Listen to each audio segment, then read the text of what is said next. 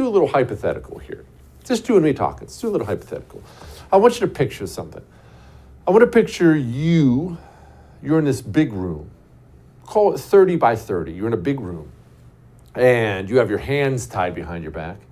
And your feet are tied together. You're totally helpless, and you're sitting in the corner of the room. You're just sitting there in the corner, helpless. And there's a bad man in that room. He's in the other corner. And he says, I'm going to come beat you up. I'm going to come get you. So you're nervous, right? It sucks. But then another man walks into the room, even looks big and strong. And he looks at you and he says, don't worry. I'm not going to let him hurt you. I've got you covered. And so the bad man, right then, he charges across the room. He's running at you. And the big guy turns, your friend, and he says, no, stop. And the bad man gets to him and just shoves him right out of the way. And then the bad man runs over to you and just starts beating the crap out of you. Your head, your eyes, your nose is bleeding. You got a broken rib. Oh, please stop. And the bad man stops.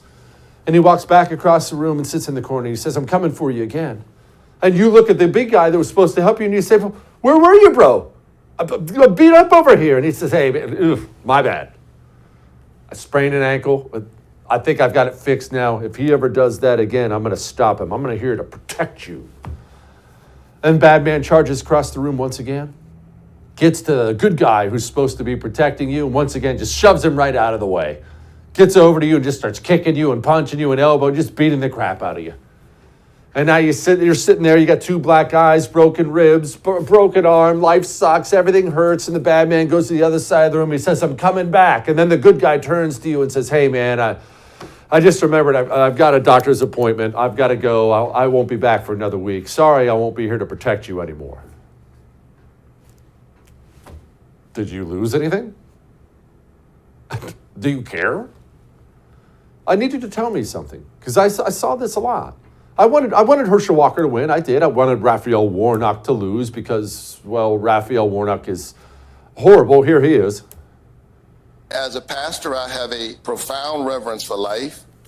And as a pastor and a person of faith, I have a deep respect for choice. And so if you care about life, we ought to find a way. That's a place where government could show up and address the obvious bias in our healthcare system. It's what Jesus would do. I think it's exactly what Jesus would do. Senator.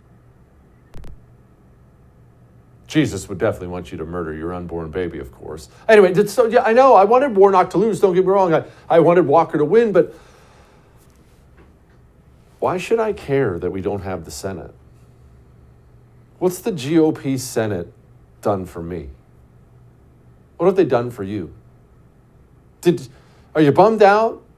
Maybe you should remember the GOP Senate passed $1 trillion bill after $1 trillion bill after $1 trillion bill. Helped the Democrats pass all these bills under Donald Trump and under Joe Biden. GOP Senate lining up to spend this country into bankruptcy over and over and over again and destroy the value of your dollar. No. That wasn't only Democrats. That was the GOP Senate.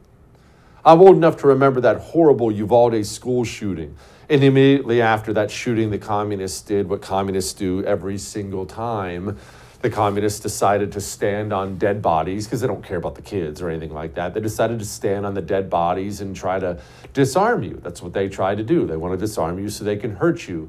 And I remember not just one or two GOP senators. I remember the big cheese of the GOP Senate, Mitch McConnell, getting up in front of the cameras, publicly saying, we have decided we're going to work with Democrats. I've directed us to work with Democrats on some gun control. And not one, not two, not three, not four, not five, 15 Republican senators crossed the aisle to go vote with Democrats to limit your Second Amendment rights, handing win after win after win after win after win. So you tell me why I'm supposed to care the Democrats control the Senate and not the loser Republicans in the Senate. Why am I supposed to care that the guy who promised to defend me has a doctor's appointment and now he's leaving on vacation? Why should I give a crap?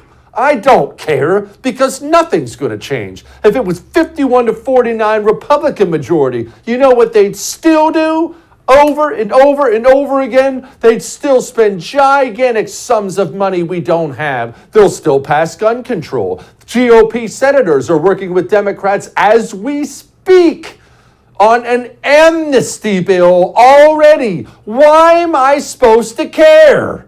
I don't care. I'm sorry. The Senate sucks. The Senate is where freedom goes to die. Who gives a crap? Go run for school board. I don't care about the stupid Senate. Don't miss Jesse Kelly Breaks History, The Forgotten Genocide. The first episode of a new series available now exclusively for First TV supporters. Visit the First TV app or thefirsttv.com to subscribe and start watching today.